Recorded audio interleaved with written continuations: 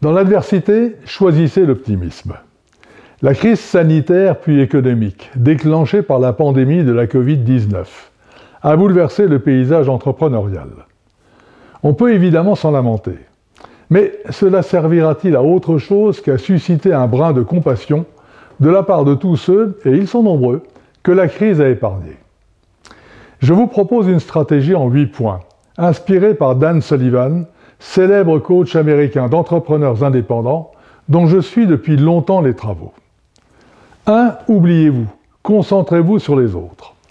L'incertitude rend parfois solitaire et amène à se recroqueviller sur soi-même. C'est le moment de mobiliser vos relations et vos collègues pour les aider eux aussi à surmonter leurs difficultés. Vous relativiserez ainsi votre propre situation et, prenant de la hauteur, serez plus créatif dans la résolution de vos propres problèmes. 2. Oubliez les ventes. Concentrez-vous sur la création de valeur. Beaucoup de gens sont fermés à la vente pendant les périodes d'incertitude, mais ils restent toujours intéressés par des solutions qui constituent pour eux des opportunités ou qui les rendent plus forts. C'est en y répondant par votre offre que les ventes reprendront le chemin de l'expansion. 3. Oubliez les pertes. Concentrez-vous sur les opportunités. Les choses que vous avez crues éternelles finissent toujours par disparaître. Certains ne s'en relèvent pas et tentent, jour après jour, de faire renaître le bon vieux temps.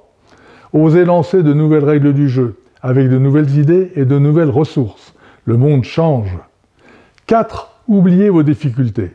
Concentrez-vous sur vos progrès. Oui, tout est moins facile qu'avant.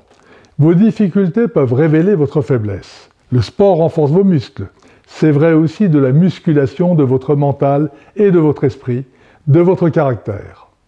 Ne vous complaisez pas dans vos difficultés, travaillez sur vous pour progresser.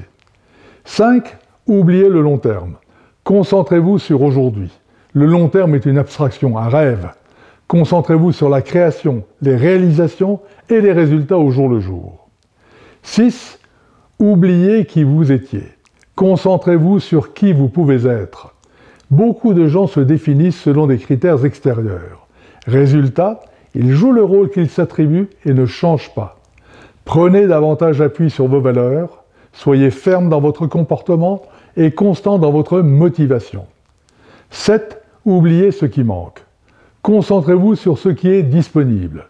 Quand la situation se détériore, un certain nombre de ressources viennent à manquer, ce qui déstabilise beaucoup d'entrepreneurs qui perdent alors la capacité de décider.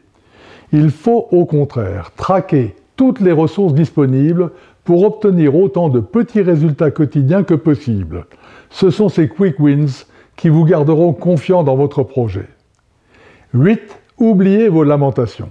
Concentrez-vous sur votre gratitude. Dans un environnement où les sentiments négatifs sont prégnants, se lamenter n'attire que des pensées négatives et des gens qui le sont aussi.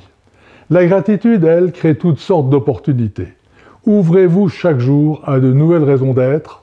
Si vous avez l'impression que tout est hors de contrôle, il vous reste le choix de l'optimisme ou du pessimisme, du 36e dessous ou des opportunités à guetter et à saisir, de la solitude ou de l'attention aux autres, de la régression ou du développement personnel.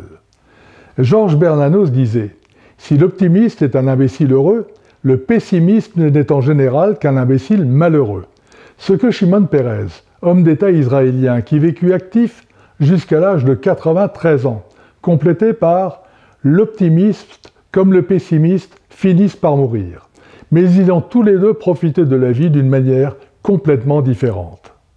À bientôt.